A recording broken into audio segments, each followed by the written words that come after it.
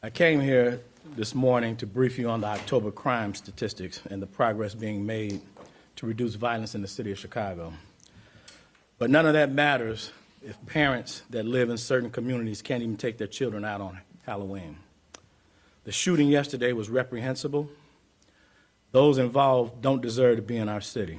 So I'm disgusted, but committed to doing everything we can to find the cowards that would engage in a gun battle in the early evening hours while children were trick-or-treating. That little girl clings to life this morning.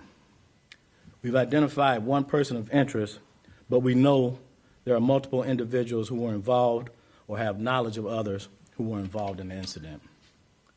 Detectives have been working through the night to follow leads and chase down every bit of video available along 26th Street. The response from the Little Village community has been overwhelming, and I want to thank everyone in the Ogden District for their diligence. Phones in Area Central were ringing off the hook last night, and people were stopping in the 10th District to pass along information. That's how we're going to solve this case. It's going to take a community-wide effort.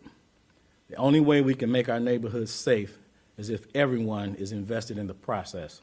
There's no place for offenders to hide when all eyes are searching. Area Central detectives will stop at nothing until we have the offenders in custody, and I expect to have more information on this tragedy very soon. Again, I know there are people out there that have details on who these individuals are and where they might be located.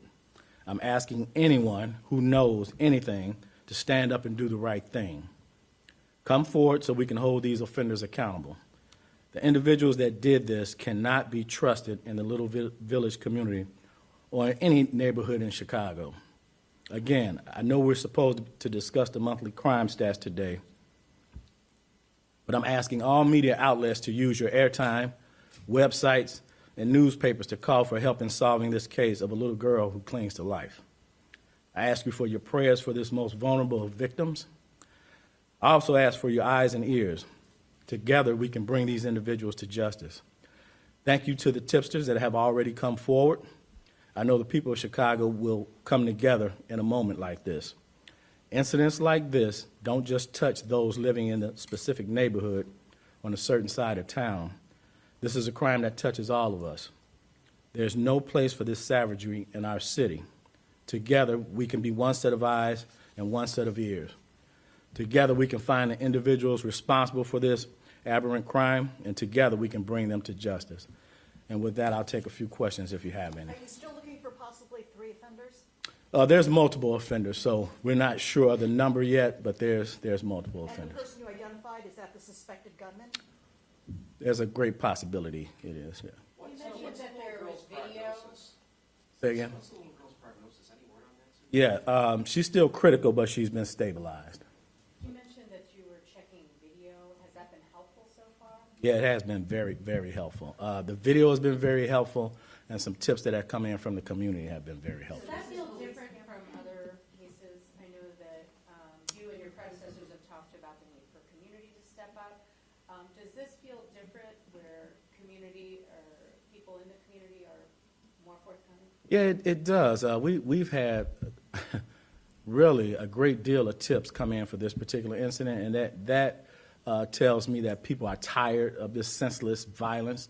It also tells me that people are ready to come and work with the police department. You know, in reducing these crime numbers for these last 3 years, and it's been a group effort. And one of the leading causes of this crime reduction is because we have community groups in a lot of communities around the city, and the ones most plagued with violence coming forward to partner with the police now. And I can't understate that enough, that has helped with reducing a lot of the crime in our challenging areas. Was the gunman wearing a mask? Yes, he had on a Jason Halloween mask, I believe. Was it the video or tips that helped you to that particular person of interest? Well, the video was very helpful, but then tips also, you know, so it was a combination of things. Was the video the police camera video, the cell phone video, or both? I'm not sure which video it was, but it was very clear and very helpful. Or was it, I know there were a lot of businesses, was it private surveillance?